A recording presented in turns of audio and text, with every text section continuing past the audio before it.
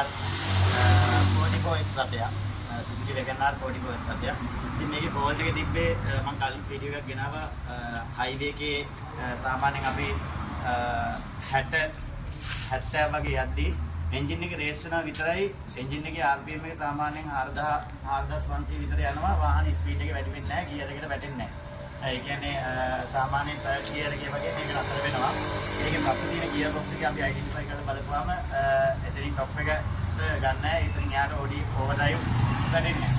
ඉතින් ඒකට අපි සොලියුෂන් එකක් විදිහට රීකන්ඩිෂන් ගියර් බොක්ස් එකක් දැන් දාන්න යන්නේ.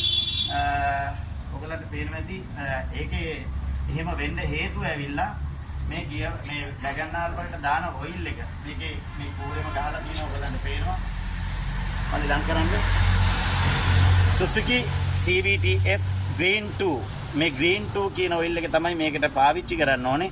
ඉතින් Green 2 ඔයිල් එකෙත් qualities දෙකක් එනවා.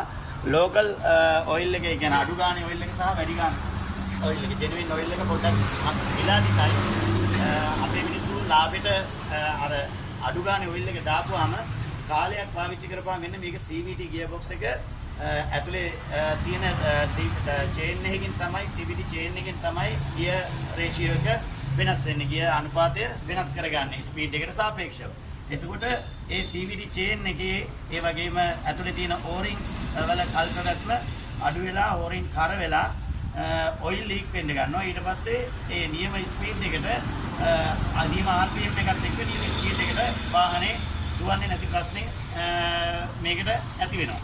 ඉතින් ඒකෙන් වෙන්නේ පෙට්‍රල් වෙස්ටේජ් එක වැඩි වෙනවා. ඊට අමතරව එන්ජින් එක අමතරව වැඩිපුර ගෙවෙනවා.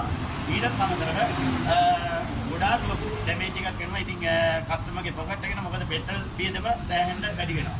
ඉතින් ඒකට සොලියුෂන් එකක් විදිහට තමයි මේ ගොඩාක්ම පරිස්සම් වෙන්න ගියර් ඔයිල් මාරු කරද්දී අනිවාර්යයෙන්ම ගියර් ඔයිල් මාරු කරන එක විතරක් නෙමෙයි වාහනේට ඔයගොල්ලෝ විශේෂයෙන්ම අලුත් කඩියාවක් කරද්දී ජෙනුයින් පාර්ට් එක දාලා ජෙනුයින් විදිහටම කරගන්න. එතකොට ඒක කල්පගත්ම වැඩි වාහනයටත් හොඳයි ඔයගොල්ලන්ගේ පර්ස් එකටත් හොඳයි.